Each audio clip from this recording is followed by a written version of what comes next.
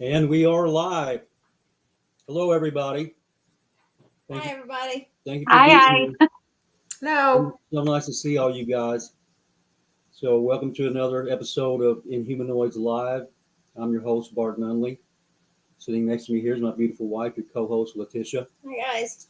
Also adorning your screens, two more lovely blondes, Krista and Hollywood from Blondes and Booze. Hi, girls. Hello. Hello. Hope everybody's having a good New Year so far. So happy New Year, everybody. Yes.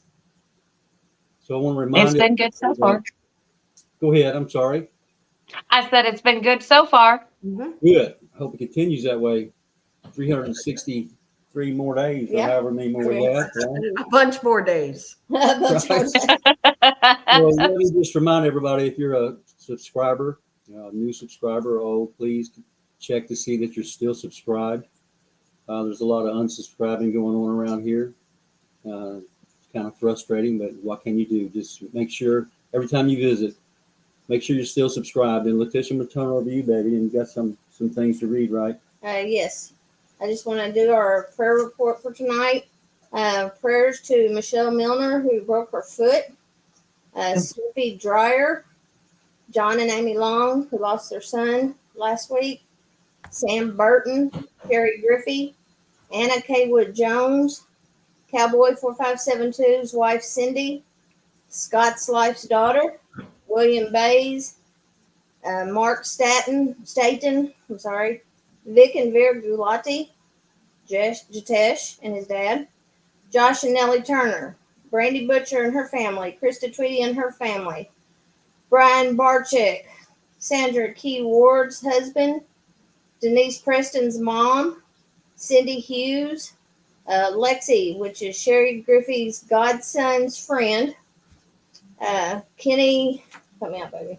Kenny Thibodeau's mom passed. Thibodeau.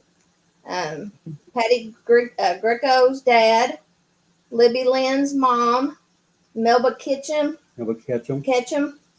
Angie Napier and her family, Tim Lewis's dad, and Phil Stern. We want to send prayers to all those guys. We want to say congratulations to James Watson on his 10 years of dedicated service at work. That's a big deal. Congratulations, James. True. He's the one that did our intro. So just want to give a shout out to him. Happy birthday. I'm not sure the exact days. I got these off of Facebook. So happy birthday, Dorothy Metcalf, Snuffy Dreyer, Karen Albrecht, and Terry Mosby. Okay. Mm-hmm. Yes, and so I wanted to say before we get started here, I want to give a shout out to my good friend and brother, Wolf brother, Larry Fisher, of Larry Fisher and Sons. If you have any needs at all when it comes to roofing, call Larry Fisher and Sons. There's his number right there, and he'll take care of you. Need a new roof? Call Larry. He'll get it done and do a great job. You'll be more than pleased with it, guarantee you. So, yeah, we're going to have a great show tonight. We have a guest that I've been talking to since, I think last March is when he sent in his first email share with us, and been talking to him, getting to know him a little bit. I know that he's a God-fearing Christian, family man, hard worker, and I know that everything he says is going to be the truth. So let's go ahead and get him up out. Well, do you want to say anything about the Alabama conference there, Krista? Sure. I'll put the picture up and Brandy can say it. She can do her spiel on it. Absolutely. Okay, so we're having the Alabama Bigfoot Conference. It's being held actually June 8th. It is at the Anniston Performing Arts Center in Anniston, Alabama. On the 7th, we are just having a get-together, kind of a meet and greet, but it's a little bit different this year. If you get tickets, just let us know you want to come to the dinner too. You pay for your dinner. You just show up. We'll just make sure you have a seat. No extra added charges in there. Our tickets are $30 online right now and $35 at the door. We have some great speakers going to be there. Barton Nunley, of course, Daryl Detton, Blondes and Booze, Jason McLean, Greg Ogles, Martin Groves, and Bigfoot Michigan Rob. Of course, our MC for the day is going to be Tex Wesson. So it's going to be great. Gonna be great.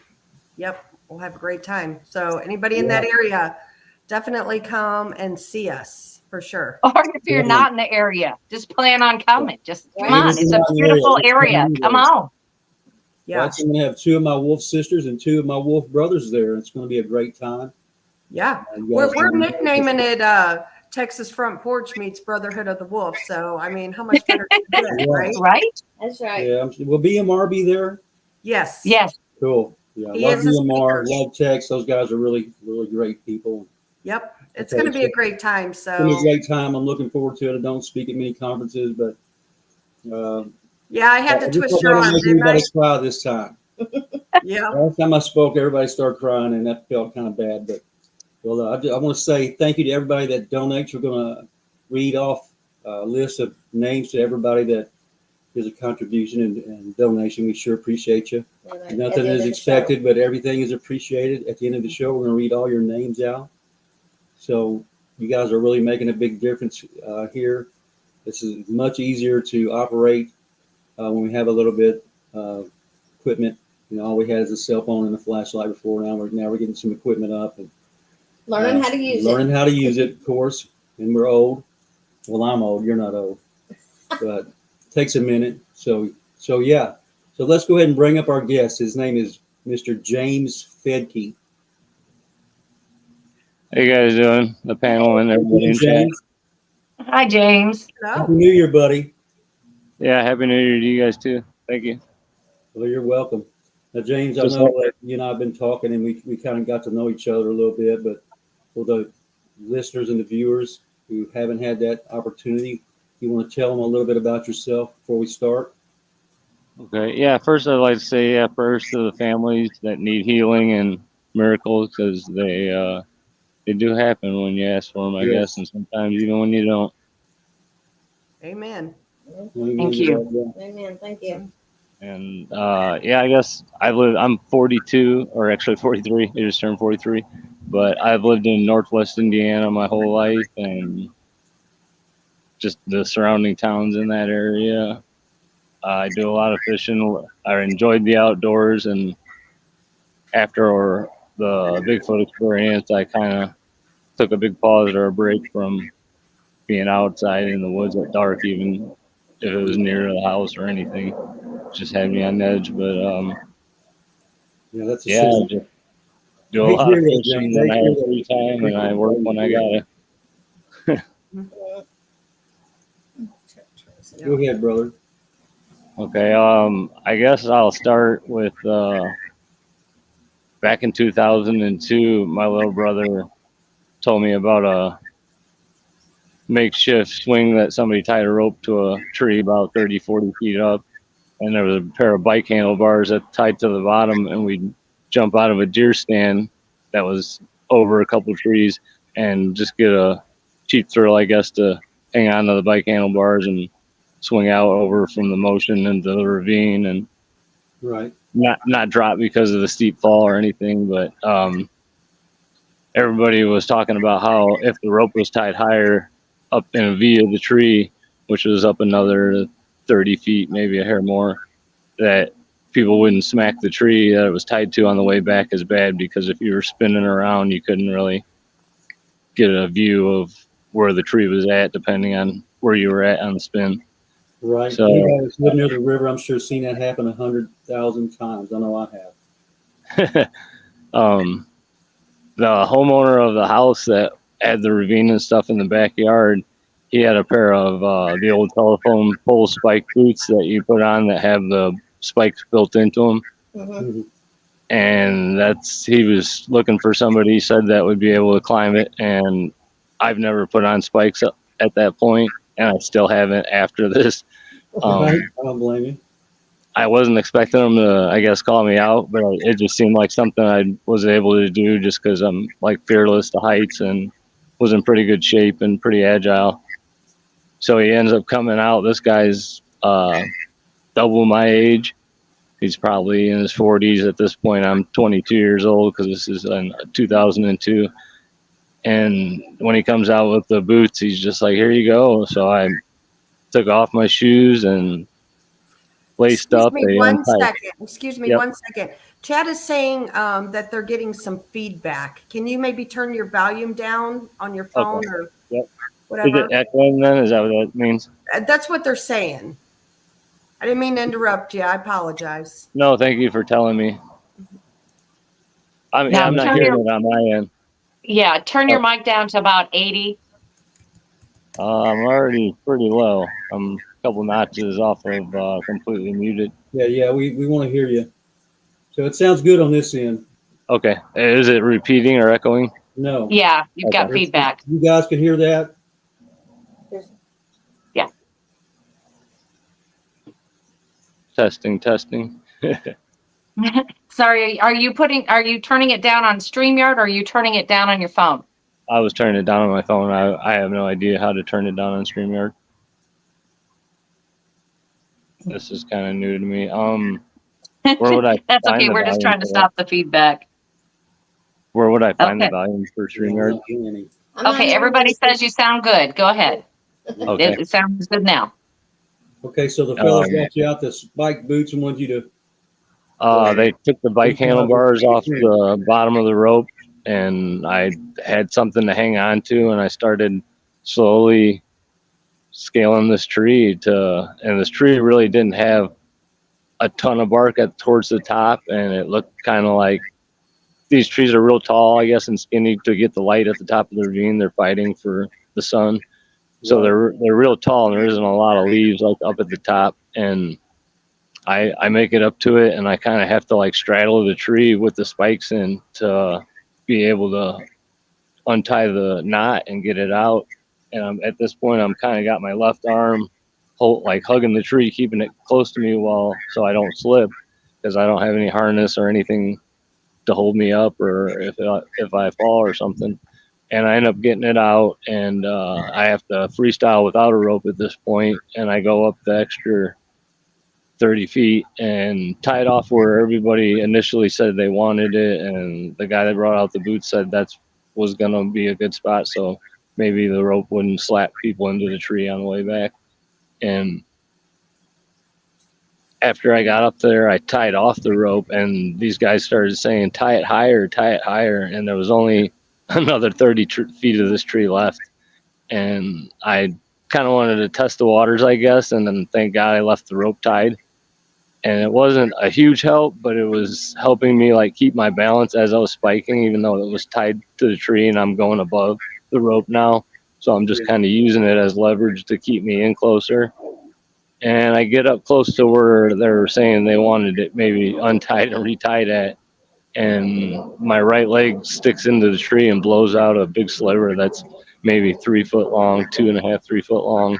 And it just spins out, which when my right leg does that and it blows it out, it flips me upside down and I lose track of the rope to where I'm now falling head first into a dive with like the spikes pointing towards the sky. And in these few seconds before this happened, this guy's daughter came out, and she's maybe like, I don't know, 3, 4, or 5, somewhere in there. And she could talk like in sentences, but I didn't turn around to hear. I just like heard my brother, a couple friends of his, and this guy and his daughter come up, ask, well, what is that man doing, Daddy? And he was I didn't turn around because I'm like sweating at this point just from like holding on and keeping my balance.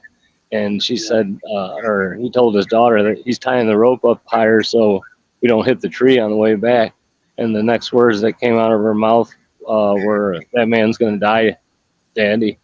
And I thought to myself, like, oh no, like she jinxed me. I wish she wouldn't have said that, even though it probably didn't change the fact of this. But yeah, I'm falling from this tree, and it kind of went into slow motion, and I was literally waiting for the fastest 8 to 10 seconds to be over. And as I'm falling, I had enough time to think, man, this was stupid what you did, and I couldn't believe like this is how it was going to end for me, because I really didn't see like a way out and a reason to scream or yell or anything to try to do, because I lost track of the rope and I'm not able to even see it. I can barely see the tree, and I kind of thought about trying to air swim, I guess, towards the tree, even though that probably wouldn't have worked. And it would have just took another second before I flipped over and still wasn't going to make it probably from the fall. But right before I thought everything was going to turn black and go out for me, I stopped 5-6 feet short of the ground, but I felt the rope around my leg somehow. While wearing these spike boots, the rope wrapped my leg 3 times, like from my ankle to my thigh. It wrapped it to where it looked like a candy cane bruise when it was done from like the way it was burning, and it cinched me. And I just couldn't understand why I was still alive. And at this point, I'm pendulating back and forth, getting a glimpse of my brother and this guy and his daughter and stuff. And I asked if anybody was going to help me down, and they were kind of just not saying anything, not moving closer because they were back further. And I had to unwrap my leg to fall down. I apologize for the train. A big one's leaving the steel mill. That'll be over right here in a second. That's a pretty loud one, though. So you was expecting to die that day, but you were somehow saved, and you're saying that you don't understand how the rope got tied around your leg 3 times, right? Yeah, I'm not able to hear. If you guys can hear me, it might be a 30-second or minute wait. But yeah, I untied the rope, or used my leg to unwrap around it, and landed on like my upper back shoulder area.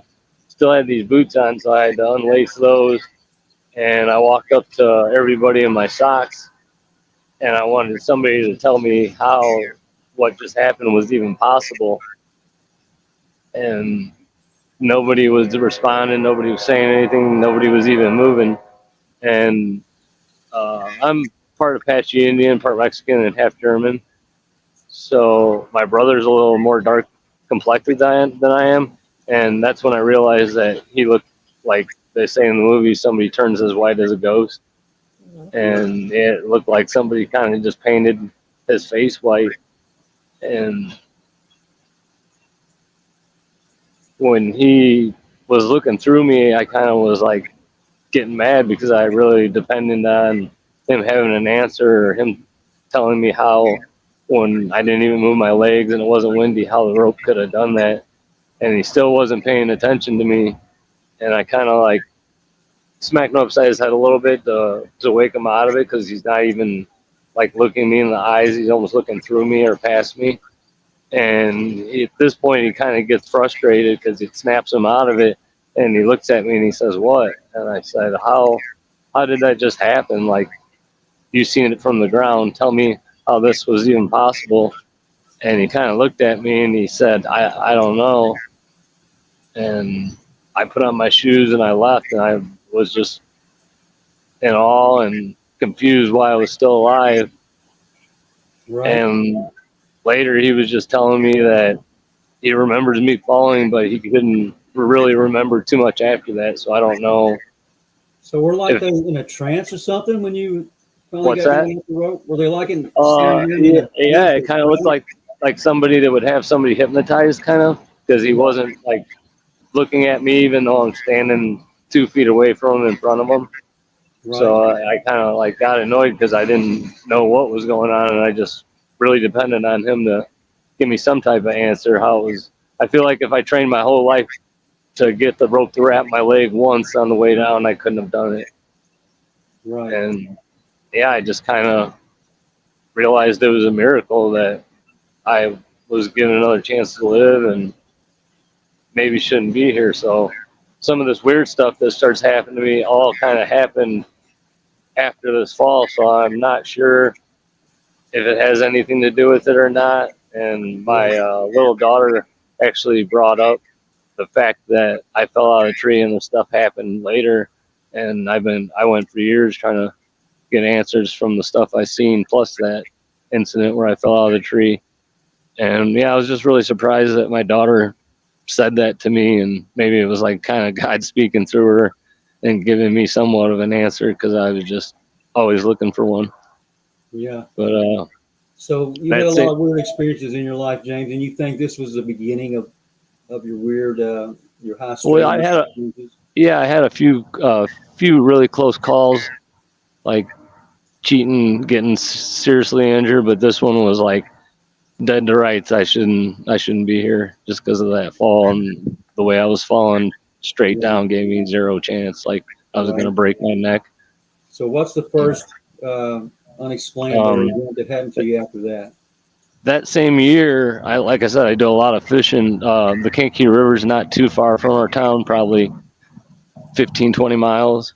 And we would go down to the state line where the river's flowing and you're allowed to fish Indiana or in Illinois if you have a license to fish that.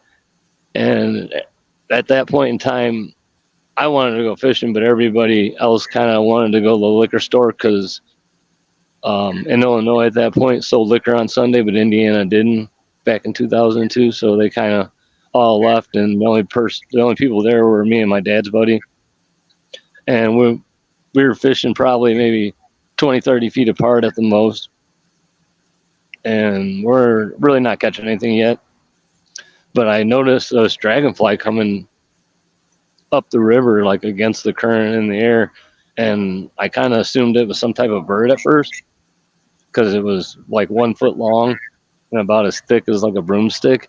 And I was just like, man, and I went to say something to Pat, the guy that was there with me, and he was already looking at it too. So he was just like, wow, like just as in awe as I was. And we're kind of staring at this thing, and it's going back and forth out in front of us from this bridge that's out the road close to it.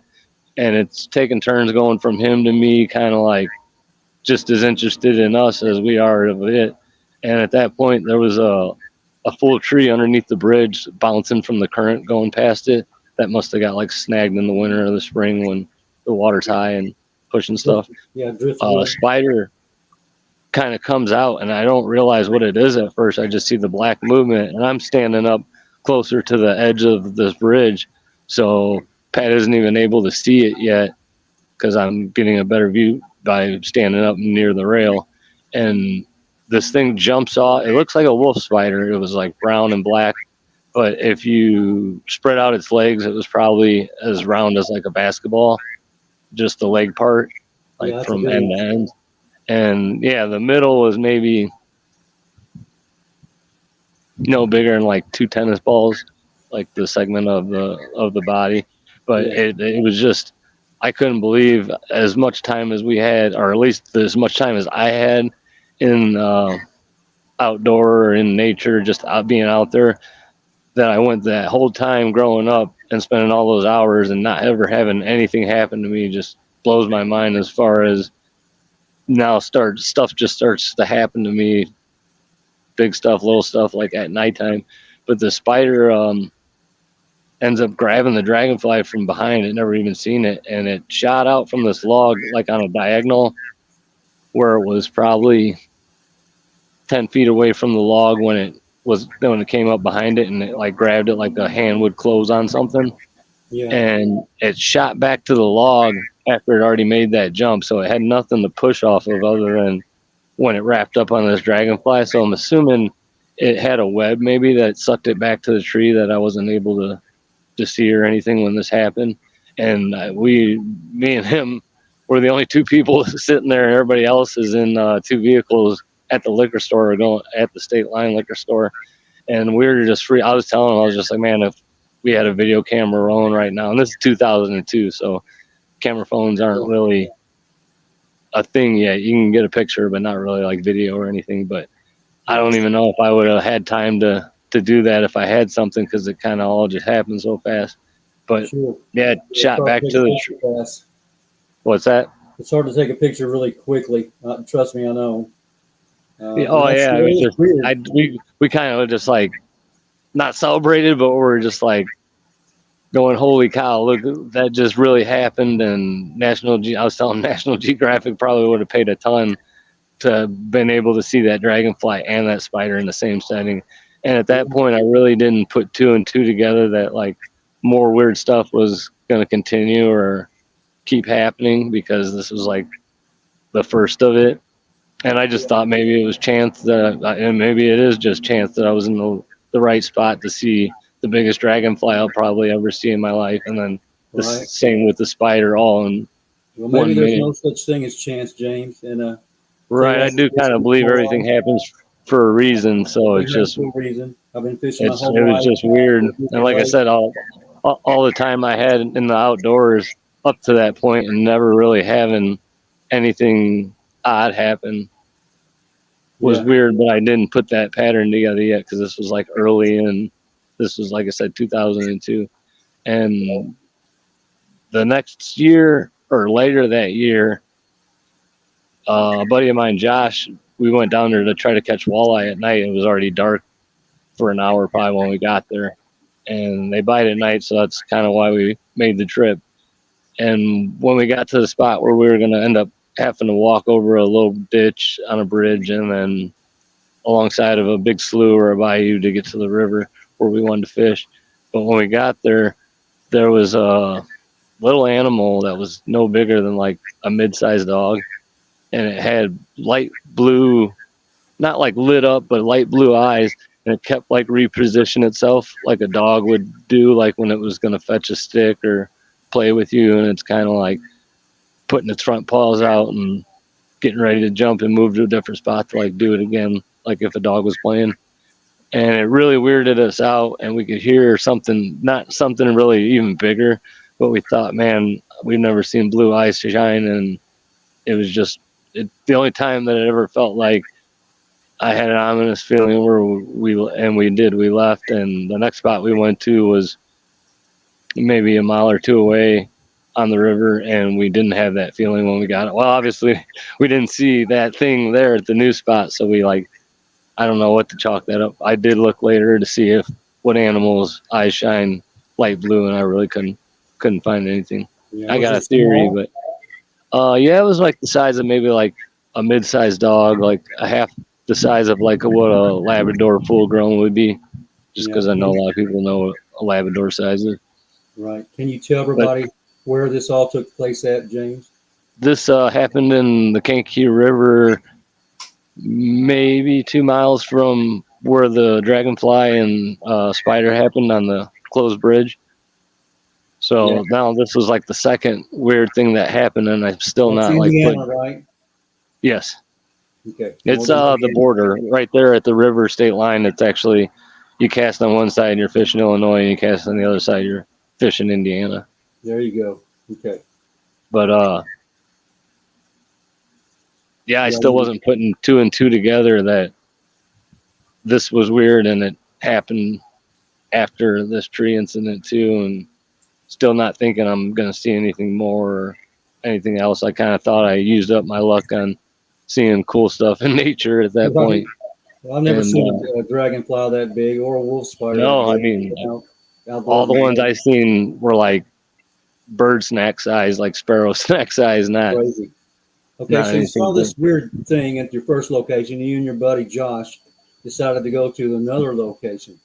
Yeah, and obviously we didn't see it at the new location, and so we continued to fish because we didn't feel like we were being threatened, or not so much threatened. We just almost felt like we were being set up in a way, like we were being distracted to look at that thing, and something else was maybe like going on. But I haven't really like went down the rabbit hole yet, like hearing Bigfoot stories and dogman stories. I have no idea, like these things are out there, they exist. So, but I'm still not sure that has anything or it's even related to it, other than I know when dogs are born, and I think kittens too, they have baby blue eyes for a few weeks until they grow into their eye color.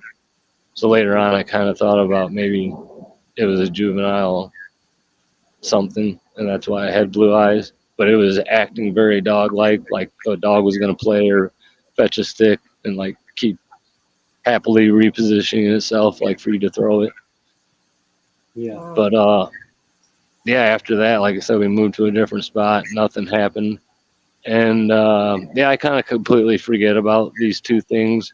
And I'm working a lot too at that point in time. And there's this guy we know, this is either 2003 or 2004. I'm not sure because I really didn't plan on remembering the date, and I just thought this guy was making this stuff up. But this guy named Kevin was leaving my girlfriend's little brother's house one night, and he thought somebody was standing in the trail hunched over, like kind of waiting for him, or he had no idea like if it was a person or what it was, but he knows it was blocking because he could just like see it standing out. And he said that he came back the next day and told us that he thought it was a person and asked it, who's there? Who is that? Thinking maybe somebody would say something back. It jumped up, flew over his head, and he said he thought it looked like it was carrying something. And we're like, so what was it? And he just says, I think it was an owl, and it was 4 feet tall. Oh, wow. And we kind of all sat there quiet, like he was just telling a joke and there was going to be a punchline or something cheesy. And he kind of just looked around a little bit and he didn't say anything more.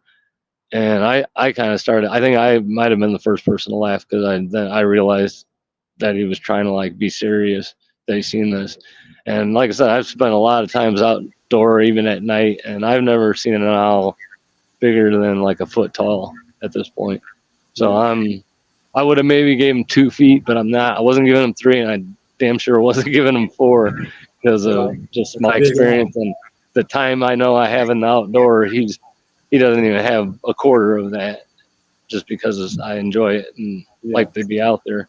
But I guess give him a chance and wonder how far he's going to take it. And I said, well, if it happened across the street last night, then can you show us where it happened? Or actually, I said, can you show me where it happened? I really didn't expect everybody to get up and leave that was there, and it was probably 5 of us. And we all walked across the street through the path of this woods, and this woods is maybe 100 yards wide. And in the summertime, it's thick to where you can't see the other houses through it, and the street lights even, for the most part. And this is maybe June, July. And he takes it to the spot and he points exactly where he says he's seen it. And I was going to give him the benefit of doubt. I was hoping for his sake there was a feather, some blood, some fur, or something there, scratches in the clay or anything on the trail. And yeah, there was nothing there. And I was just like thinking, man, you doubled down and now you wasted my time. And I walked outside to look at nothing, and it's pretty hot out today. And we continued to laugh at him and make fun of him. And when we'd see him and stuff at nighttime somewhere at a house or we were visiting one of our friends, I'd always make sure that I'd tell him, man, don't let the 4-foot owl get you when he'd go to leave. So he never brought it back up. I gave him hell. Everybody kind of did, but I think maybe I did the worst. And he never wanted to defend himself. He never wanted to talk about it again. He never brought it up again. And then he eventually ended up moving, I think 2 years after this happened, to southern Indiana. And I completely forget all about it because I'm not seeing them anymore at any of our friends' houses or anything. And me and Josh, my buddy, he lives a street over from Dennis, where this patch of, in between like these 2 roads is this patch of woods from Josh's road and my friend Dennis's road. And me and Josh are cutting through there the opposite way, but this is 2007 and early March. And when we're cutting through, we can see completely through this like 100-yard woods to where you could see the houses, the siding, the street lights on either side of them now, because there's no foliage, no leaves, and all the trees are bare. And we hear something coming, running in the leaves, and actually a neighborhood dog that lived a few houses down from Dennis, they would let this pit bull run loose. And it's not the dog that needed to be running loose ever. And it would bite car bumpers and stuff like that, because that's how mean it was. And we realized it's this dog, Chico, cutting through the woods. And I'm tall enough. I'm 6'1". Sorry for the train again. I apologize. That's okay. I'm 6'1", and Josh is somewhere in the low 5s. And I was able to kind of take a couple quick steps and jump up and grab a branch and pulled myself up. And I'm kneeling down on the branch I pulled myself up on, and I'm telling Josh, run and jump, and I'll pull you up if I can grab your arm. And he kind of looks at me, and he's running out of time because the pit bull dog's running just to get one of us, and I'm now safe. So he's going for Josh. At the last second, I'm like, I don't know the word for it, but I was like scared for Josh because this dog would bite bumpers on cars, and he's now standing and the only person there. But he jumps on this little sapling tree that's 5-6 inches at the base and isn't very tall. And he's able to go up it like a rope, and he stops short of the top because it was so small that it would have maybe broken. He would have been back down with the dog. And I was glad to see that he made it, even though he like waited till the last second to do that to get away. So this dog's going back and forth, biting our trees, growling at us, looking at us, like making eye contact. And maybe 10 minutes into this, and we're just like, WTF. Like, why would anybody let this dog go at night to run around?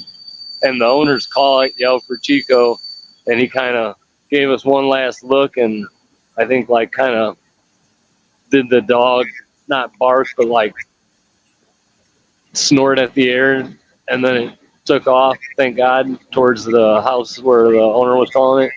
We waited another 10 minutes easy just before we got down, just to make sure we weren't going to get caught again by this dog turning around and coming back. And we're walking in dead leaves, so you're able to hear the dog, and you're able to hear the dog's able to hear us when we're walking. So we wait that time, and we get to Dennis's house because that's where we were just cutting through and walking to, because it wasn't bad out for early March. It was actually decent weather. And I tell Dennis, I'm like, hey, you got to tell your neighbors down the street they can't let that dog go because it just bites cars, kids on bikes, all kinds of stuff. And that's like not good. Because I'm just like trying to be kind, or trying not to be mean, but tell these people not to do that. And he just said, yeah, when I see him, I'll tell him or whatever. Yeah. So 2 weeks go by, and we're at like mid-March, and we were basically doing the same exact thing again. And when we're doing it this time, instead of Josh being in the lead walking, I'm in the lead walking, and he's 5-6 feet behind me probably. And as we're cutting through, we hear something in the leaves running on like 4 legs that sounds kind of heavy, and we realize it's this large raccoon, and it's not coming towards us, so it's like no threat whatsoever, but it's like scurrying away because we startled it, or it wasn't moving as fast as it was till it realized we were like stomping or tromping in the leaves, and it decided to take off running. And we kind of both sighed like, thank God it wasn't Chico, because that's the first thing both of us thought. Right. And Chico on the loose again. yeah, we just thought it was round 2, and we just couldn't believe it. And when this raccoon runs away, we start walking again, and like I said, I'm in the lead out, so I'm first. And a few seconds later, I hear a really weird noise, which didn't make sense to me. It sounded like when somebody is really heavy and they jump off like the old wooden diving boards, and the spring noise kind of exaggerates. Well, this is what noise I hear, and I'm just confused because of it being mid-March, that nobody would be swimming, nobody would be jumping off a diving board at this time at like in the night or whatever, 8 o'clock, 9 o'clock. But I start scanning around because I'm just confused, looking for the source. And I see behind me to my left that there's a big oak, and there's a branch still whipping up and down that we can hear the tip of it still like whipping the air from something that jumped out of it. And the way this whole big branch was moving, which it was a 20-foot long branch, and the way it was still whipping up and down got me really worried, because I was thinking, man, what could weigh enough to get a branch to make that noise, make that movement, and not make a sound when it hit the ground? And as crazy and dumb as this sounds, the only thing my brain could compute at that moment was that it was a bobcat possibly. even though they're not in our town or really near us. But it was the only thing that I'm like trying to reason with what I'm seeing and adding up. And it was the only thing I could think of that would weigh that much and not possibly make a sound when it landed. So I'm checking my pockets, hoping that I at least got a pocket knife, even though that's really not going to do anything if it was a bobcat. And I turn to Josh thinking I'm helping him out, and I just tell him bobcat real quick, and that's the only thing I say to him before I turn back around, because I'm waiting to see what jumped out of the tree branch. And before I could do it, he rolled his eyes and kind of just, he didn't say nothing, but it was a look of like, yeah, right, you're crazy, or it definitely wasn't that. He thought maybe I was even like joking, but he couldn't figure out what was going on either, basically. After there's nothing crouching, nothing advancing towards us in the leaves, and we're waiting there for a good solid minute, I'm just baffled. I just turned back around and I'm looking in front of me towards Dennis's house, because we're midway through this 100-yard woods where it would dip down and then dip back up for the creek, the ditch that runs through this ravine. Yeah. And I'm like halfway down the incline, and you'd have to jump this 3-foot wide ditch in the middle of this. And I start moving, and I'm still kind of scanning around like, what could that have possibly been? And then I catch movement in the corner of my eye, like in the top left corner of my vision. I could see movement above the treetops in the bare branches, because there's no leaves, and it just looks like a black mass, a circle, like almost like if somehow you could blow out a black smoke from like a tire or something. It's just like kind of what it looked like. And that confused me, but at least now I'm seeing something, and I'm trying to figure out what I'm looking at or what I'm seeing. And as it's dropping down, like diving in a motion in between these treetops, that it found like a way to slip through and dive straight to me. This all goes into slow motion for me.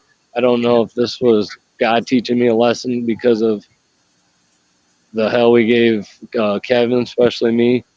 But I don't think of Kevin even at this point, and I'm trying to just figure out what I'm looking at. And at that point, I see 2 yellow eyes in the center, kind of this big black mass, and black dot middles for the eyes. And these eyes, even when it's 40 feet away, still diving straight for me. These eyes, they're not lit up or illuminated or anything. They're just like, I can see the yellow in its eyes and the black dots, but they're the size of baseballs, maybe even softballs, the eyeballs themselves. And I'm just like, what am I looking at? Like, kind of now I almost like switched to my reasoning, and I'm thinking like, is this a demon or like the devil himself? What am I looking at?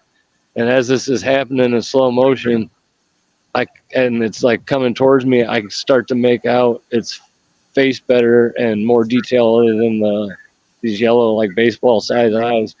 It had black rings that were like maybe 2-3 inches wide around its eye, and they circled around the eyeball, which made the black rings themselves the size of like mini basketballs, or like even like volleyball circle size over the eyes.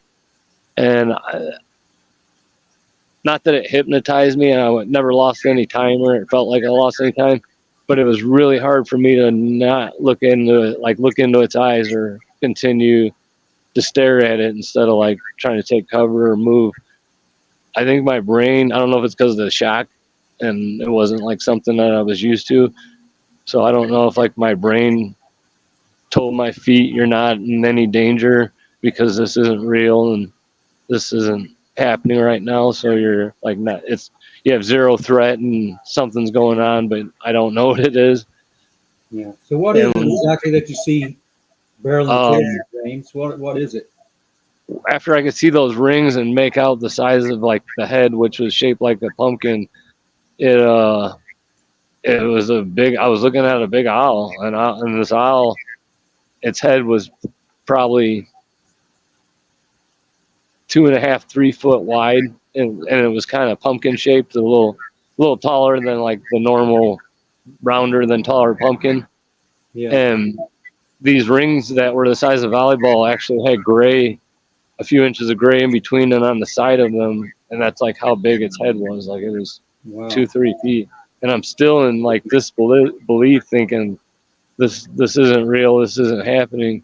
And then at that point I could see I'm starting to make out its like belly area, and the belly of this thing, once I start to get it into view as it's still like diving towards me at almost like a 90 or like a 70-degree angle, I could see the feathers, like the down feathers on its chest or torso or belly area, and there was a pattern on them that wasn't sporadic at all. And I did a lot of looking at owls down the rabbit hole, and I never could find an owl that had these black dots on the silver belly. And the silver part of the belly, the color silver itself, the like shininess of it, that I had to like force myself to go back and forth from its eyes to its belly, because I was just like in awe. And the silver color of its belly I'd never seen before. The only way to describe like how shiny and how it looked was like if you seen a dark silver spray paint wet somewhere, like it kind of looked like something that wasn't dry, but I'm sure they were dry. And then it had this black dot grid pattern that was every inch or two, like a pegboard across its whole belly. Yeah. And I could see its ears kind of now from the light of the street light shining through.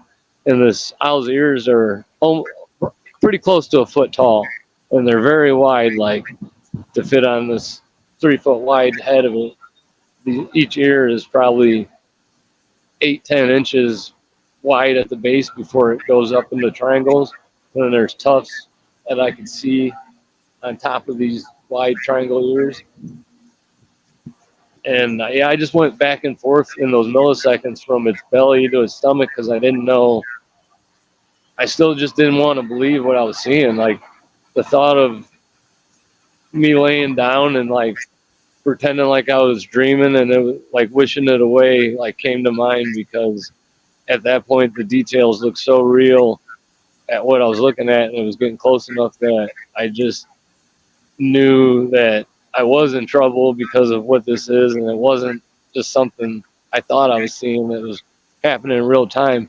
And when I come to this conclusion and I want to run away, take cover, I realized I can't move my feet. Like it felt like literally like somebody was holding my shoes in place on the trail. I was trying to lift up 1 foot even off the ground, like almost like they were stuck in glue or cement, and I couldn't move them. And I started to panic because of it getting very close to not having enough time now. And I twisted back, and thank God I did do that, because I wanted to see if Josh was close enough to maybe like push me over or knock me over to where at least I'm not standing there like a deer in the headlights as this thing finally like gets close enough. And when I turned to look behind me on my left, Josh is hiding behind a tree, and he's way too far away to be able to push me over real quick and like get back to cover. And there really wasn't too much like in the area. So God being with me, the only thing I can think of is if I can twist my body, maybe I can twist it and look over my back left shoulder and dive that way and like get out of the way. And when I do this, I'm on this incline that isn't to the ditch yet, to the very center of this. So when I do this, I don't get very far at all. And I basically got turned around and I landed on my chest and my face in like leaves, because when I dove, my feet didn't go with, but they came off the ground and allowed me just to like belly flop on this incline. And the only thing I could think of was to flip back over, because the last time before I tried to dive, this owl was within 15 feet of me, 15, 18, maybe 20.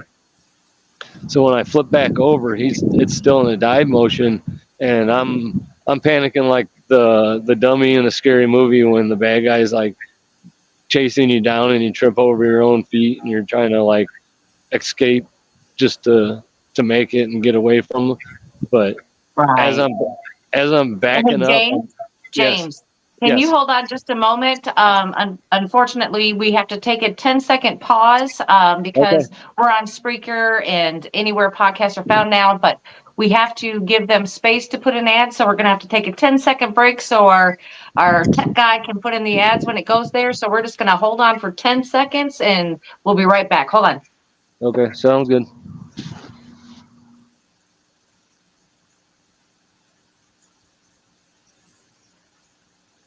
All right, we're good. Thank you very much. Okay, go ahead. I'm sorry to interrupt you. Oh, no problem. Yeah, so I'm kind of crab walking up this incline to where like my back's on the ground and you're kind of doing the crab spider walk or whatever with your stomach up, because I'm just trying to, I'm scared. I'm not gonna lie, I'm scared, and I'm trying to back up because I'm running out of time. And when I do this, I get a couple feet away in this same sapling tree that Josh climbed up 2 weeks before that, ends up hitting my left shoulder behind me, and I'm able to get my arms over my head and grab this little tree, and I'm able to pull myself over and around on the high side of the incline of like this ditch. And now I'm like high ground, and it's coming from the low ground side, but it's lined up with me like face to face. If I stood up and leaned out, I could have touched it. That's like how close it got at this point. But So how big would you estimate this owl was, James? I don't know if it was a shock, and I never got to see its legs, so I don't know how tall, what a guesstimate or an estimate of how tall it would have been with its legs. But the body, from what I'm seeing now that it's that close, from the bottom of its belly to its head was at least 6 foot, maybe 7 or 8, and then the ears another 10 inches on top of its head. And then, like I said, I never got to see its legs. I can't tell you that I did, because I don't remember even if I did. But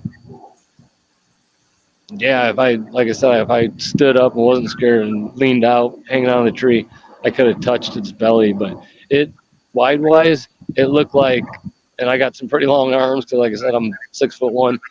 It looked like if I went to give it a hug, like not that ever happened or was gonna happen, but it looked like if I went to like give it a hug to put my arms around it, there was no way I was touching hand to hand unless it was empty feathers and there was no meat or something. But just the sheer size of how wide it was in the belly in the center, like part of it was probably at least 3 foot, maybe 4 wide with that height. And like I said, I didn't see the light. The beak was almost like a void or missing because it was so black that it didn't draw my attention. It was kind of just like something that disappeared in its face, and the face of it was the details. The face of what it. color was the owl? What's that? What color was the owl? You said its belly was silver, shiny, silvery. It was only the shiny silver, like the wet paint, the wet silver paint with the black dots. But the wings, when it opened its wings, after it was black and little bit of gray, dark gray, I guess, like in blotches on its back, and or what I could see. And the inside of its wings was more like snow camouflage would be, like white, light gray, beige. Like just a mixture. That was sporadic, but the grid dot pattern on the belly was almost like somebody took a paintbrush and perfectly painted this thing like with that pegboard like grid dot pattern. Right. Now I know you work in construction, James. Can you give me an estimate of the wingspan of this owl? Yeah, I'm gonna say easily, and I don't want to exaggerate or make it sound any bigger than it was that I was seeing. But I'm saying it was easily 12-foot wing on each side of this thing, this owl that's 4 foot wide in the belly where the wings are attached. And it didn't open its wings yet until when I got behind this tree. It never stuck its legs out, like it tried to use its talons to like grab me, because I never remembered seeing its legs. I never got to see its talons, but it was dipping its head when it would try to come around the tree, like it thought it was going to grab me with its mouth or its beak. Right. And So when it was, we're on that tree, and the owl has stopped and yeah, it's kind of just hovering, and it's like it doesn't. I think it like doesn't know what to do, because animals, if this thing, which is hard to believe that it's an undiscovered species, but I don't think like this thing's missed a dinner or ever took a loss as far as like when it would try to get something, and it didn't expect me to. God saved me and got me behind that tree just in time, just like at the very last second. And while it was dipping its head to come around, its left at first, my right, I moved more to the left on this little sapling tree, which is only, like I said, 5 inches. Just enough to have something in between me and it. It knew that little tree was in between me, even though it was bare with like no leaves on the branches. And then when it realized that, it started to actually backpedal. And that's when it opened its wings after it tried to dip the first time on the dive behind the tree. When it opened its wings, that's when I'm saying there were easily 12, but I'm really thinking they were like 15, just because of the size of this owl to be able to lift it up and carry it. They looked like they were at least 15. Now let's be But clear. I'm saying they were at least 12. Are you saying What's each that? wing is 15 feet or 15 Yes. feet wingspan? They were easily 12 for sure. I knew no, but it could have been 15 apiece, plus how wide the belly was in the middle where the wings were attached looked like it was 4 feet, like a sheet of plywood, like up and down. Yeah. And the snow color camouflage inside the wings, the white, beige, and the like gray, made it lighter out. Like nothing supernatural happened really during this, other than owls don't get this big, and this thing is like bigger than me, so it just blew my mind at this point. But it felt like somebody lit a little birthday candle, or like when you go out in the winter and the snow's on the ground and you're able to see like your yard better because the reflection of the snow lighting it up. That's what it felt like when it opened its wings. Like it brought color, even more color to what I was looking at, because it was a lighter. There was so much massive white and gray and beige on each wing, and it was backpedaling, which I looked up. No bird does that except a hummingbird. But as it would backpedal, it tried to counter me going to the left. So it tried to come around its right side. And when I did that, I went back to the original side to where I kept the sapling in between us, and it backpedaled again back to the original right side that it first tried. And when it dipped its head again, I countered again and went to the other side. And after that one, I said out loud, "Oh God, this thing isn't going to stop," because I was running out of energy just from what just happened and the adrenaline and everything that was going. And it felt like I was like mentally spent or mentally exhausted, even on top of being physically exhausted. But when I said, "Oh God," it was almost like it was mad at that point. Like it didn't make a face, but it turned around after I said that, right there in front of me, where I could see its color on its back real good, which was black, 7/8 black, and the 1/8 dark gray, like almost like a camouflage pattern on its back. So, but the black part was darker than the night sky, which had a little bit of blue, like facing towards the city where this is happening, even though our town isn't like a city. So there isn't like super light pollution, but I'm able to see that this black silhouette as it's flying away from me, thank God. And then it goes up in a treetop, and you hear the branches clink together. And when it lands up in this treetop, it's probably maybe 20 yards, 30 yards away, and then up at the very top of this tree. But the tree was 20, 30 yards away that it picked. And when it sat up there, it didn't look at me. It didn't make noise. It didn't turn its head. It sat up there like it was, like it had its back to me, like a cat, like a house cat would act if it was trying to ignore you and like playing the cat game, I guess.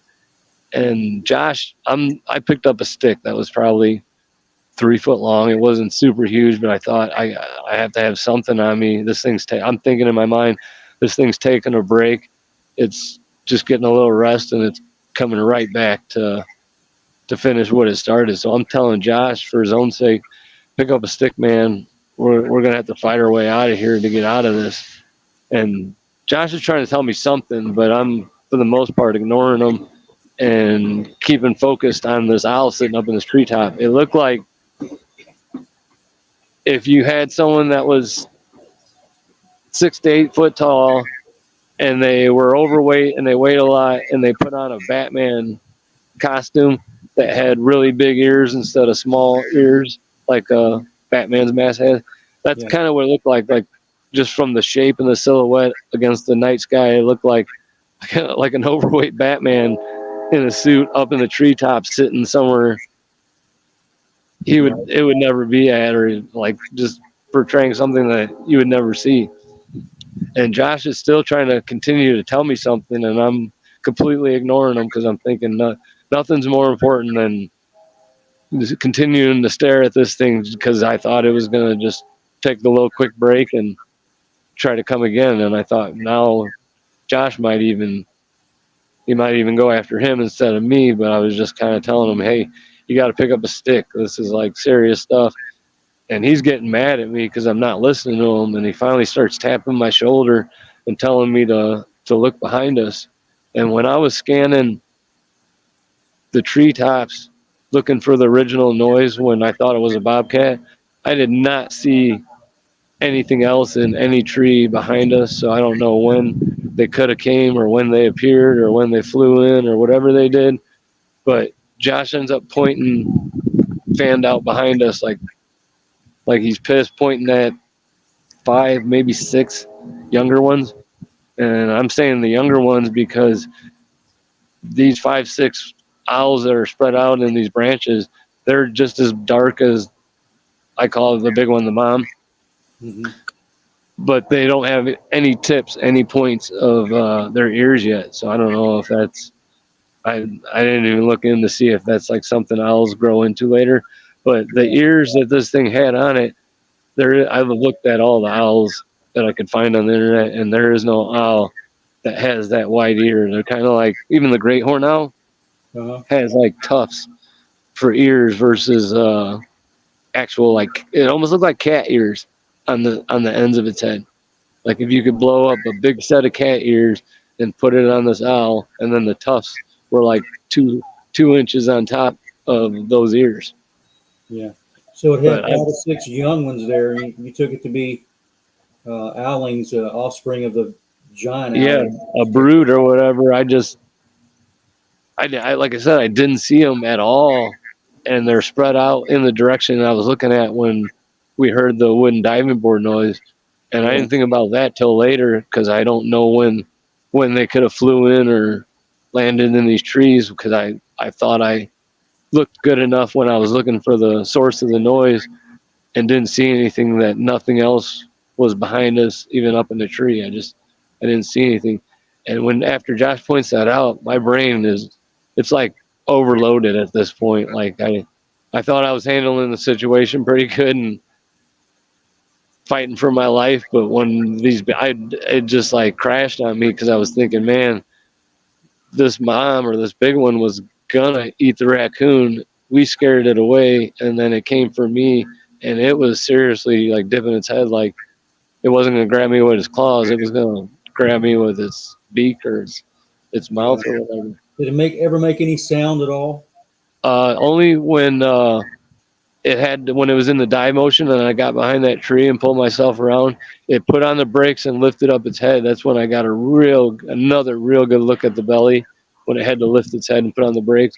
And at that point it opened its wings, and I'm below it, not too far away from it, but just staying low, like in a crouch duck walk behind the tree. Because that's when I pulled myself around, I pulled myself up to where I was like almost squatting behind the tree, but I was using the tree to hold on to move as fast as I could to keep the tree in between us.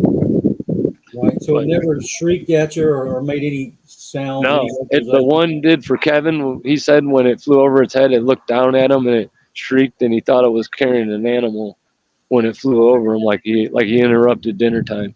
And where this happened and where Kevin seen the 4-foot one was like 12, 15 feet apart, which blows my mind that 2 sightings would happen that close together in that small patch of woods. So I don't know what to think of it. I have more questions about that than the Bigfoot or anything else that I experienced. But right. So you learned a after we seen humility. What's that? You learned a little lesson in humility for making fun of. Yeah, it humbled me. There's no doubt it humbled me greatly. Right. So when you're there and this owl is in front of you, it's back. Well, it hasn't turned around yet at this point up in the tree, and Josh points out these other owls behind me, and I just tell him we got to run. And when I did, I looked back at the big one to make sure it was still in the treetops where I last seen it, and that's when it finally did the infamous owl where they turn their head and they look at you from like where they turn around and they're looking behind themselves or whatever. And this time when it turned around, the eyes weren't yellow, they were red, and they were shiny red, like they were lit up almost. But it was lined up with perfectly basically with the street lamp, the orangish red old street lamps.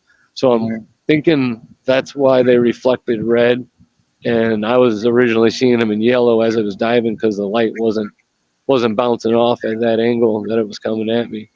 I thank God I seen them when they were yellow, because if I would have just seen the red eyes and not got it as close as I did when it came after me to try to get me around the tree, I would have thought like it was a demon, because you just don't see stuff, big red eyes like glowing. I even would have thought probably it was like the devil himself showing up, just because it's got wings, it's all black, it's got red eyes now.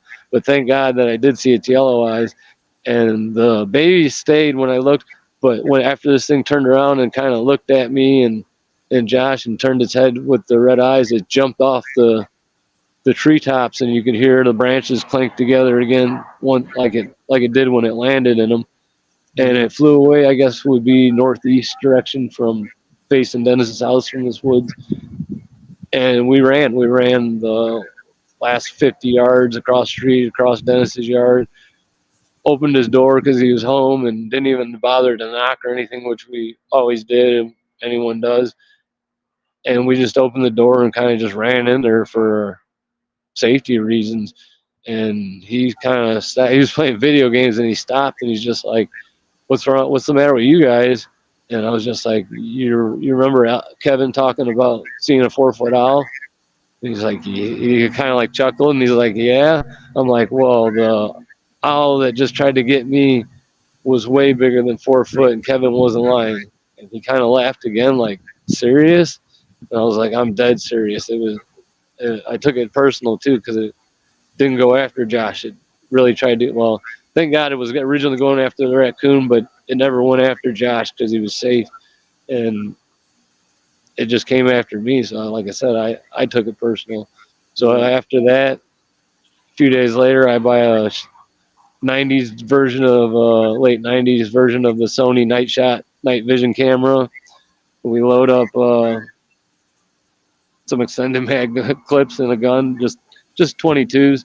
But we were hanging out there I think 2 days later after it happened, waiting for a second chance, and this time having a weapon versus not, if we see it or whatever. I did want to kill it because I took it personal at first, but then after I thought about it, I told him I really don't want to kill it because maybe we can sell it to a scientist or some type of development place that would want to put a tracking device on this thing and see where it goes. Or I just figure it would be worth money if it was still alive and they could learn stuff about it.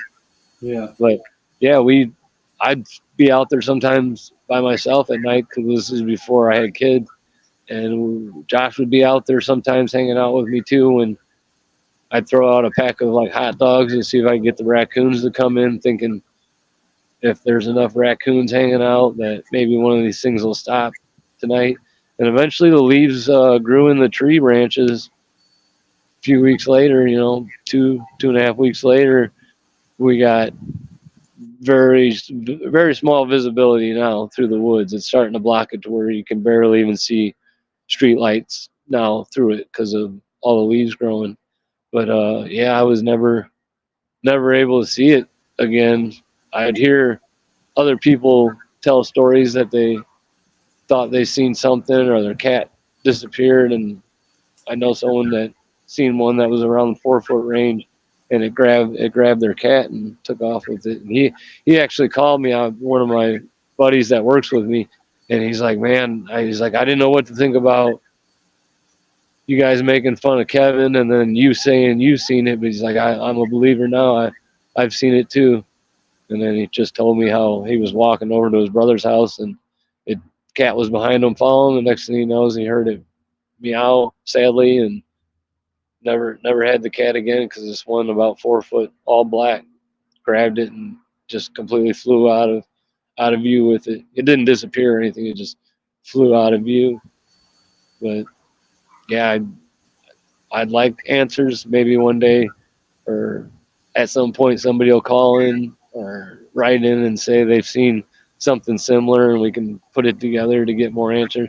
I know Sheldon and Don Sheldon from the chat, I've talked to him a few times, and he actually said his uncle's seen a tall owl while they were out frog gigging, I believe.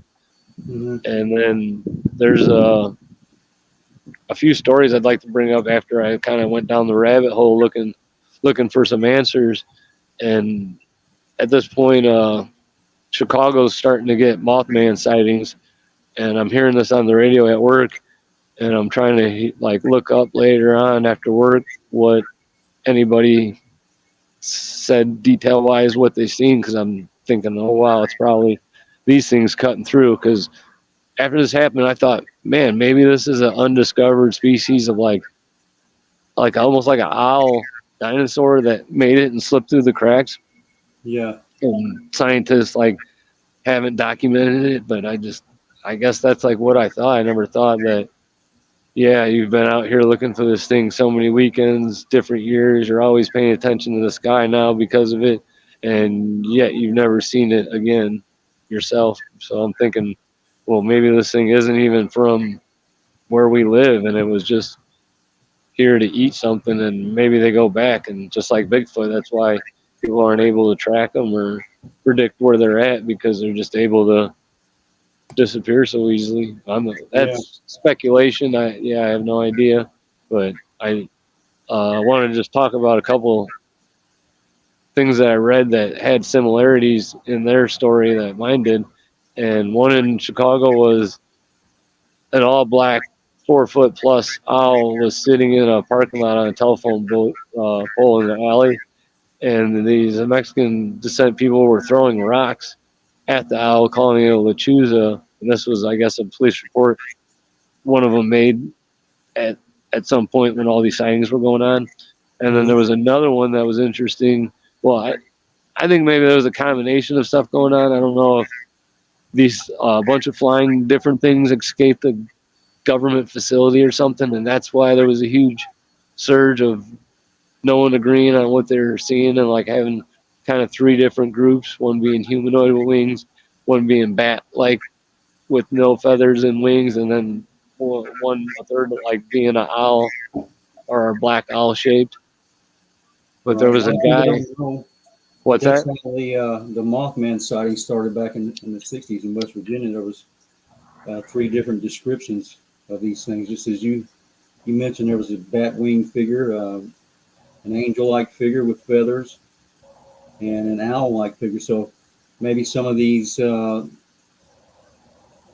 sightings of the Mothman that was happening Could possibly be some contributed some to of these owls. some right? of D and all of the above.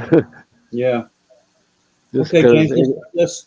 Let's change the direction here into an Inhumanoids. Can I just add something real quick though? Sure. In 70 something, late 70s, I believe, the Melling sisters made a report.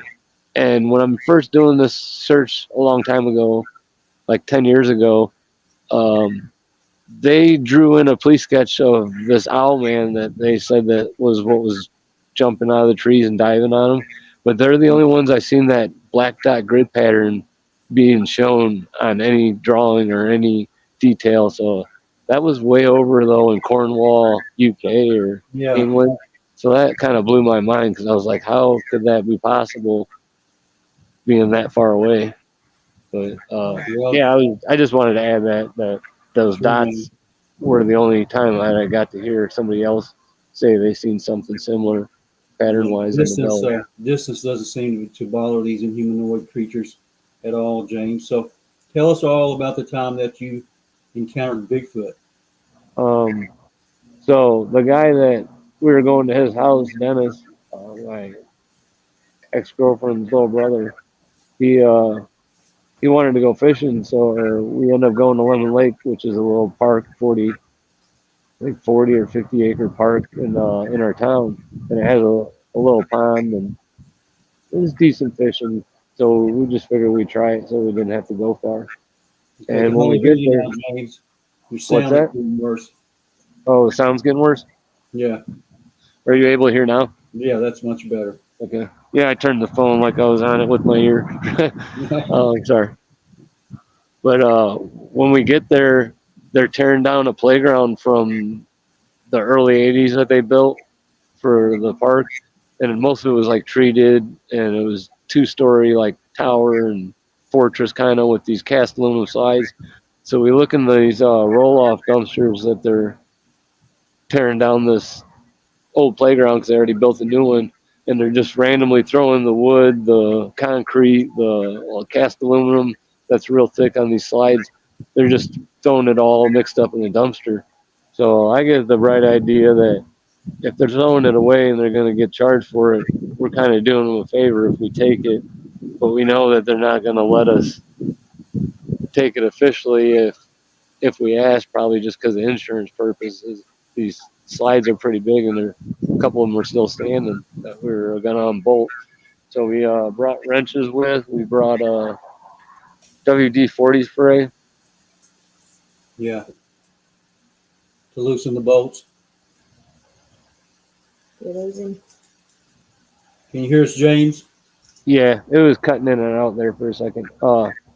Yeah, we sprayed the bolts down good because we came back with a few different wrenches and sockets and stuff to see what the sizes were going to be, and we just thought we were going to unbolt it at night when the park closed and kind of stash it in the parking lot where I could come back with my truck and we can just pick it up in the morning. And we just figured we'd be saving them some money because they were going to get charged for weight and they weren't separating it anyway. So when we go to, this is the weird part at the beginning, we go to do it the night that we first try it. A lot of people are still in the park at closing time, so we decide to leave and come back tomorrow, which we didn't end up doing because I don't remember if I had something going on or he did. And we waited, I believe, till the next day to come back and fish again and see if maybe the park weeded out and there wasn't that many people there when it came to closing time. And we parked outside the park and walked in the gate with our fishing stuff. I had a few poles with a backpack that was in the $300 range and a bunch of artificial like bass fishing stuff and catfish. And yeah, we were just gonna stash all our fishing gear after we had it unbolted and hid, and we were gonna walk out of the park and just come back the next day. But like I said, we didn't decide to do it that night because there was people there. We missed the next night, and then we decided to do it this third night, I guess. And it makes me wonder if we would have did it the other 2 nights, that maybe none of this would even happen, just because we could have did it a different night and maybe not been in the middle of what ends up happening. But we're on the backside of this lake when it gets dark, and they drive by and tell everybody they got to leave, and they do another round where they make sure everybody's out of there before they lock the gate for the night, because you're not supposed to be in this park at all once dark, and they take it or close the gate and kick everybody out, and you can come back in the morning.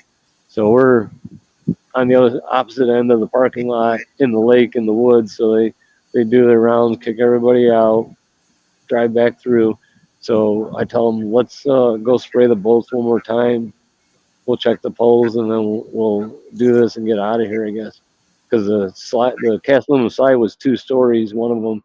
The other one was almost 2 stories, but they were still bolted to the concrete. So we had to unbolt them, drop them.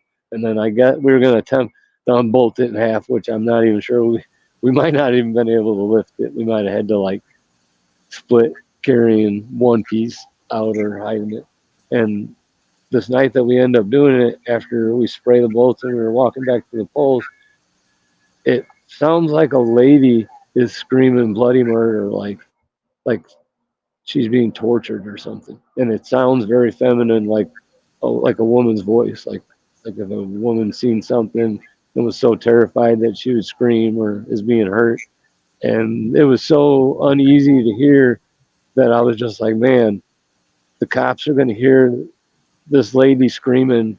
I don't think we can help her because who knows what's going on. We don't have a weapon or anything on us, and we're going to be the 2 idiots they find if something does happen to this lady when we're leaving out of this park, like running, because we were thinking about abandoning and grabbing our fishing gear and just leaving, because this sound of a woman screaming just sounds crazy. And then a second one starts up in a separate location, but not too far apart, and we could hear 2 simultaneous movements with the screaming going on.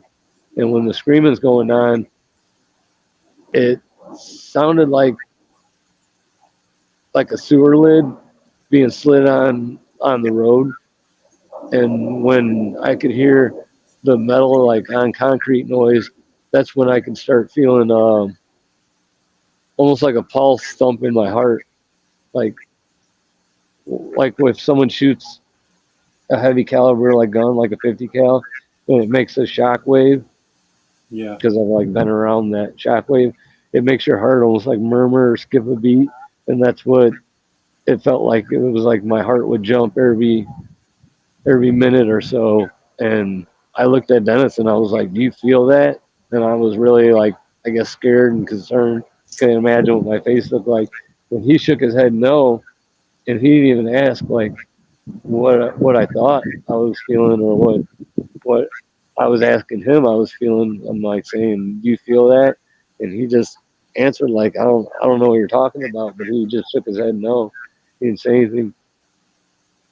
And then a third noise starts up, and the third noise sounds almost like what I would think like a dinosaur bird would sound like. Yeah. Like it had a bird sound to it, but it also had like this weird Jurassic Park type noise, I guess, to it also. But yeah, I just that metal doors, and then I'm feeling those shockwaves, and at that point I just wanted to kind of leave and ditch everything and just come back in the morning just to get our stuff, and decided we're backing out. We're not doing this. Whatever's going on here is crazy. But when I heard the second noise of the woman screaming noise in a separate location, I realized that at least it really isn't a lady being injured. And then I'm thinking maybe it's a deer, because every now and then you'll find a deer that's walking around screaming, and it sounds human-like.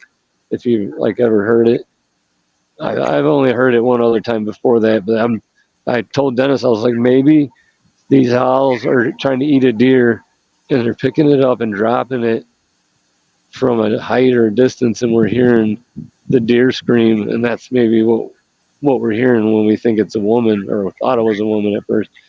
And he kind of nodded his head like he accepted that, because he did believe me that I seen it, even though we never believed Kevin.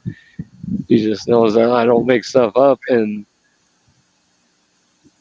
I thought, man, as long as they stay away from us, we don't have too much to worry about. Let's just get our fish and stuff and get out of here, walk out of here real quick. And as we waited, and the sound of the 2 screaming noises got further away from us, like a lot further away.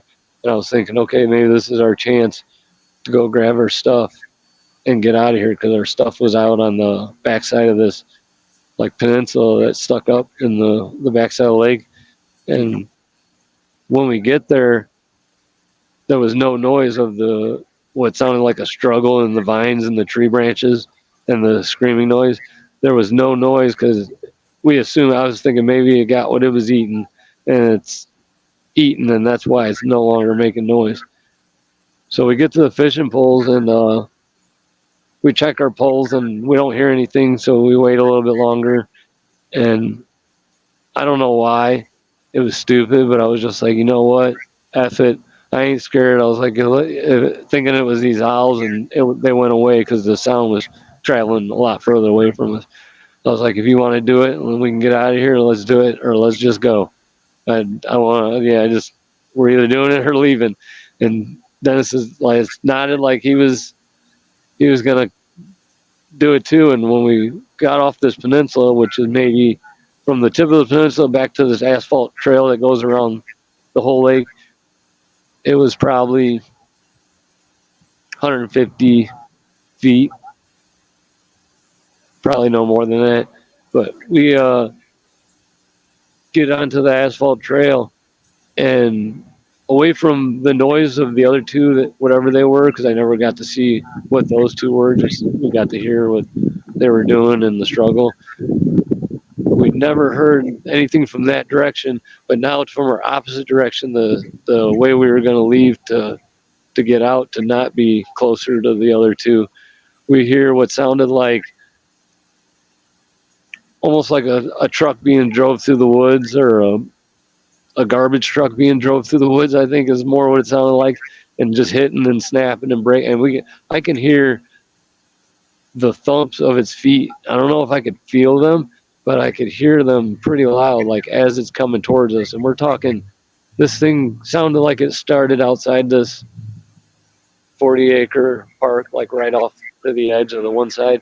And it sounded like in 10 seconds it traveled a quarter mile and broke everything in its way.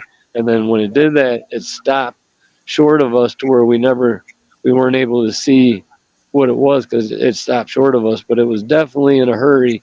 And at that point, I'm scared because I was just like, what can move that fast and have that much force to, like, we're hearing logs and what sounded like trees being cracked over and stuff. And now there's something in that direction that we thought we were going to escape. And then the other two noises that we were hearing before this are in the other direction. So it's either pick a side or swim across the lake at night. So we run back out. Myself. Right. Yeah. I know. That's crazy that it was like pretty similar. And we run back out to the tip of this peninsula. And I tell them, I'm like, man, forget all this stuff. I was like, let's just, if it comes this far, whatever it is, because we haven't seen it yet, it stopped where we couldn't see it. I was like, I don't know if it's going to help, but we're going to have to jump in the lake and swim across this lake at night to get to like the safe parking lot side. And we waited on the edge for what had to have been an hour and a half with zero noise, no stick, no twig, no cough, no nothing, like zero noise. So I'm telling them, well, maybe it left. Hold on one second.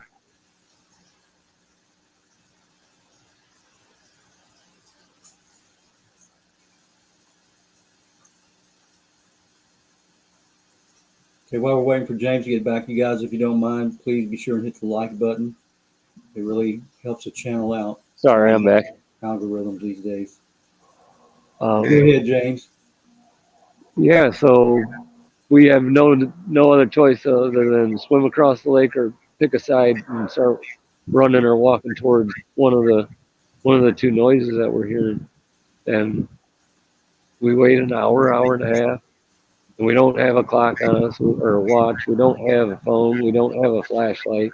So we're just sitting there. And when we're by the lake's edge, where you're not in the trees, you could actually see pretty good because like the moon out. But once you got away from the edge of the lake where it was clear, it was a lot darker, like in the woods.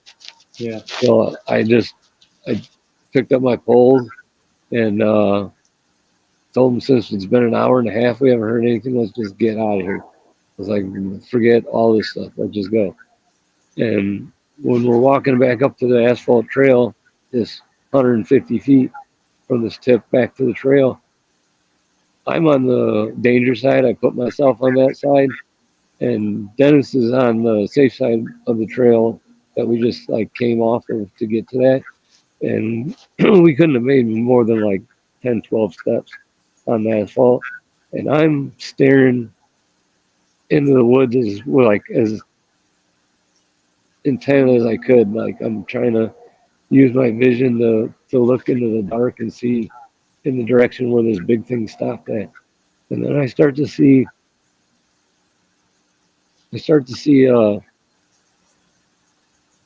like a black rectangle, I guess is the only like almost like a long curtain on a stage, a black curtain. But it's not like super tall. It's maybe only 6 or 8 foot tall, but it's like in a rectangle shape longwise. And the weird part was I could see a little bit further in the woods, even though it was dark where I was looking.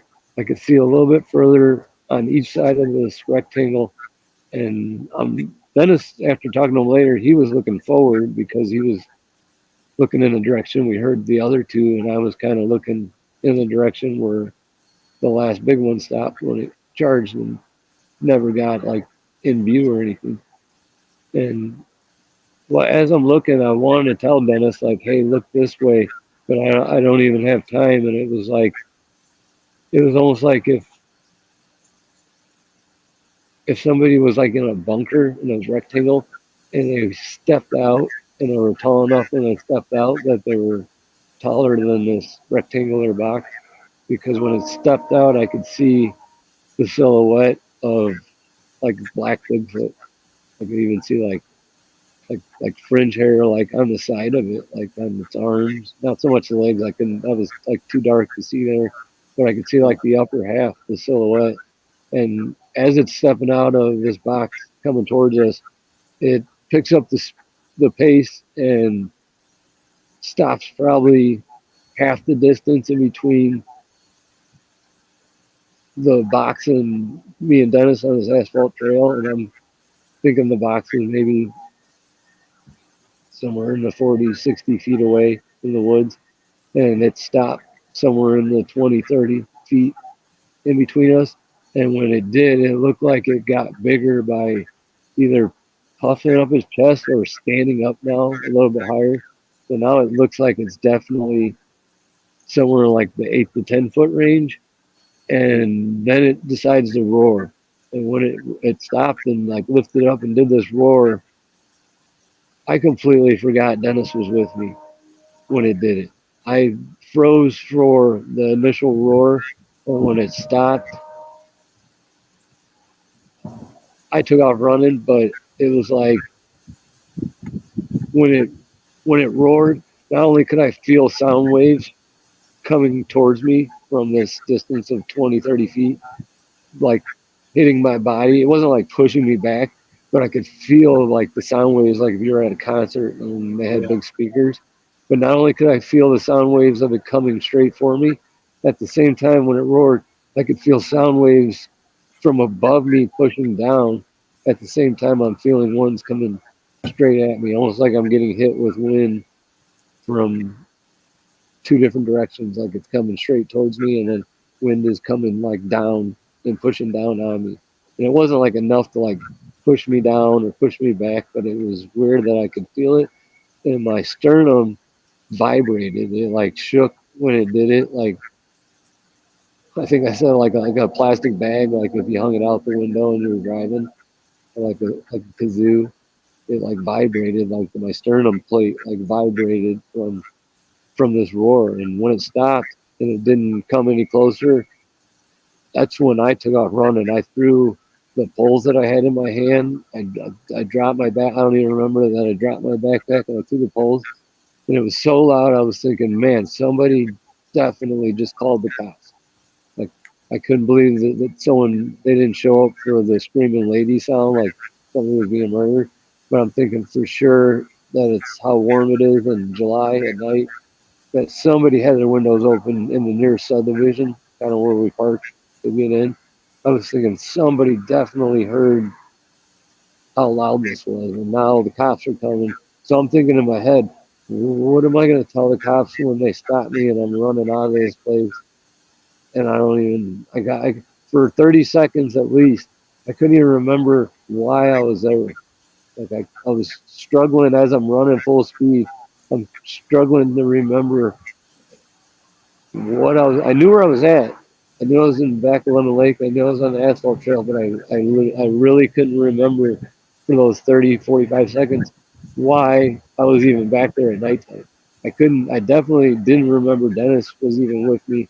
I thought like I was alone when I'm thinking all this in my head, and I'm thinking to myself too, like, I can't believe how fast I'm running. This is the fastest I've ever ran in my life, like adrenaline wise. I've never like ever come close to this speed. I wish I had like a Fitbit to have been able to prove like how fast I was running, and like something that would keep track. But I ran around the lake, and I'm on this trail, so there's not trees like above me, so I'm in pretty good light. And thank God this thing never like chased us or pursued us or thumped on the ground. But like I said, I completely forgot Dennis was even with. I just thought for some reason I was back there on my own, and this thing's back here, and I got to get away from it. Even if the cops do show up, I'd rather go with them than like be there. So as I'm running out, it all slowly starts to come back. I'm thinking, oh, Dennis.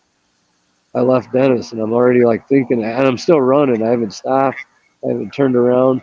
I'm still running. I'm thinking, man, I got to go back, even though I don't have any weapon or anything. I like have to at least go back and see if like maybe he's making it and needs help or something.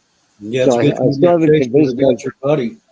Well, yeah, I still haven't convinced myself though, which sounds horrible. I didn't convince myself yet that I was stopping, but I was thinking it in my head, like, and it all came back after those 30, 45 seconds. Like, I was feeling guilty already about what I was going to have to tell his sister and his mom, and how they're not going to believe what I said if I don't come back with him. So as I'm slowing down, like debating what I'm going to do, Dennis blows by me full speed, and he's because like damn, they're a foot taller than I am. He's got to be like 6'8" or something. And I always thought he'd probably beat me in a race just because the extra height that he had. And because I was running so fast and I took off. We lost him. Yeah, we lost you, James. Uh-oh. Maybe you got kicked out. I don't know. We didn't kick him out. I mean, kicked off. We didn't kick him out. I promise, we I didn't kick him promise. out. Yeah, the story's just getting good there. Yeah, I know, right? Oh, maybe he'll get back in. Hopefully. Mm-hmm. We'll give him a second and see. Yeah, we want to thank everybody that's in the chat tonight. We had Mm-hmm. a couple of you. While he's getting back in, you want to go through those? Sure. You want to thank some people real quick? Yeah, Yeah, that's a good absolutely. idea. I'll put them up. Can you read them? Yep. And hello, Your eyes Phyllis good tonight? Stonewall. Chris Kavanaugh, hello, old friend. Good to see you there in the chat. If I can, maybe Bart can. We'll What's try that? it. I'm going to put them up. We're going to say thank you, Doug. Go ahead, baby. Can you read them? No, you go ahead, honey. Thank you, Hawk, for the memberships. Yes, thank you, Merle. Thank you, JD. Thank you, Hawk, for the $20. Appreciate it. Thank you, Hawk, again. Merle, we appreciate you. Is that Angel? Thank you, Angel Martin. Angel from Southern Indiana. Thank you, Liberty 1776. We appreciate you. Thank you, Josh. Hope you're feeling better, buddy. Yeah, prayers for you, brother. Prayers. Thank you, JD. Thank you, Shade Viking. We appreciate you. Hey, Donnie Joe. Thank you. Appreciate you. Yeah, appreciate you, Donnie. Appreciate you, Shade. Thank you, Shade. Thank you, William. Hope you're feeling better. Thank you, Josh, again. There you go. Appreciate you. All Yeah, right. thank you everybody for those donations. Don't look like Really we're going to appreciate get it. him back. I was hoping we could. I was like, I'm invested in what he's telling me. You know, Right. I'm just like, come on, tell me something. Tell me more. Well, Oh, no. we can come up with something to talk about for a few minutes. Let's just Yeah. give him a little bit of time. Maybe he'll come back, you know? Exactly. Exactly. Yeah, for sure. Yeah, I've been reading chat. I tell you what, there's some great people in chat. I got to tell you. There is. There is. You know, I do have to comment a little bit something tonight, you know, because our the chat in here is always loving and supportive. And we've had some not so nice people in there tonight. And I just have to say, shout out to the moderators. You guys are in beast mode. I love you. You make my job, Krista's job, a lot easier. And we appreciate you and everything you do. So just remember that always. We Yeah, appreciate thank everything y'all do. All of you. Yeah, every one of you. I didn't even get to see the comments, but so thank you for. They weren't worth seeing, so. They really were not worth seeing. So No. yeah, you're absolutely right on that. And you know, I mean, we just I you get mesmerized by the story, and I'm trying to read the chat, and I'm just like, wow. Some It's of these like one of people, those cliffhangers, you know, he dropped out. I'm like, what? like, wait, what? Right. So I have several more of emails from James that I'll be doing a video on some of the stuff that's happened to him and try to get in the stuff that he's not evidently going to be able to tell us tonight. But what he basically saw was a 8 or 9 foot tall black Bigfoot step out of a about a 30-foot long rectangular black box sitting in the forest on the ground. So what that black box was, I have no clue. UFO, portal, I don't know, but it came out of that and came to them. So pretty strange, the things that's happening. Yeah. There's all kinds of strangeness out there in the woods that people don't realize, you know. I always say when I was a kid, my dad he lived out in the middle of nowhere, and he'd send me out to play, you know, and we'd be out in the woods, and, you know, we'd take the BB gun, and, you know, that was it, little kids. And man, there's no way today's what I know now that I would send my kids out to the woods to play. Right? Nope. Wow. Yeah. Seeing a lot of new names in the chat tonight. Yeah, there is. A lot of new people in there. Yeah. And we welcome you and appreciate you also. Yep. I'm thinking about that. The Gen Xers are the last ones that really got thrown outside and they're like, go play in the woods. Right. I think we were that last group that got that. Back when the light's on, you know. That's it. We got to Well, come back to experience the supper. good times. Right? Yep. Wow. Yeah, but James is he's quite a example of people that have so many different experiences. He didn't get to touch on very many of them tonight, I'm afraid, but he comes from a family. His family's had experiences too. He's lived in haunted houses. He's seen UFOs, so he's really had a lot of experiences that he's not going to get to tell you guys. But I will do a video reading his messages, so you can hear what's going on. I don't think he's going to be able to come back. I just texted him. And he has trouble with his phone sometimes. Yeah, he's super sweet too. I mean, Yeah, I he's such a talked good to him guy. in other chats and everything. He's just a super genuine guy. So He is good old boy, family man. Hard worker. Mm-hmm. Believes in God, so he don't believe in lies. He don't believe in spreading lies. So that's the kind of witnesses that we like here. Yep, It's absolutely. all about the truth here. It's not about anything other than that. Sometimes the truth is unbelievable. Mm-hmm. Sometimes it's sensational. Sometimes it's more mundane. But whatever the truth is, that's what we want. And that's why I ask guys like James to come on and talk to everyone here. So Absolutely. hope you guys have enjoyed what was able to convey to you tonight. If anybody has any questions, please go ahead and ask them and put them in. Put your question in all caps if you don't mind, please. Bart may be able to answer them if there's some already up there started, Krista. Yeah. He may know the answers. Okay. Well, I do have some. We can Yeah, try. I can try. I have read his emails. Okay. So, Spilling Tea with Spunky Sparky asked, where was that spider in Illinois? So I can avoid it at all costs. Yeah. So that wasn't in Illinois. It was in northern Indiana. Okay. So you'll be Yeah. able to avoid that one, Spunky Right. Sparky. No problem, Sparky. All right. Stay Mike out of A. Indiana. Mike A. asks, James, can you give any more detail on the large owl, wingspan color, noises, eye color, etc.? Yeah, I think we already covered that. I asked him that while he was talking. Yes, you It was did. a huge owl with long, tufted ears, black, with a silver belly and yellow eyes. When it Mhm. landed up in the tree and turned its head around, it had red eyes. So James didn't know if that was because it was facing the street lamp or what, but Mhm. yeah. I'd And like you never to. saw its feet or its talons. I know someone asked about its talons. You Yep. never get to see its feet. I'd like to know if it was able to take off from the ground Yeah, without. never landed. It never landed. That is a good question. Somebody Yeah. asked something about that. Is one of the questions coming up about the ground effect. Sheldon and Don wanted to know: was there any change in the forest sounds during the encounter? Well, he didn't mention it if it was. I'm sure they weren't paying any attention to anything but that owl. But as far as the ground effects, he did tell me that he could feel the wings in the air from the wings every time it flapped its wings. So Yeah. didn't mention anything moving on the ground. Like I said, it never landed. When he said, "Oh God, it's not going to stop," as soon as he said that, it stopped and turned around and flew the other way. So Yeah. Let's see. Next question. Forrest asked, aren't there many witnesses of the Mothman that confuse it with an owl figure?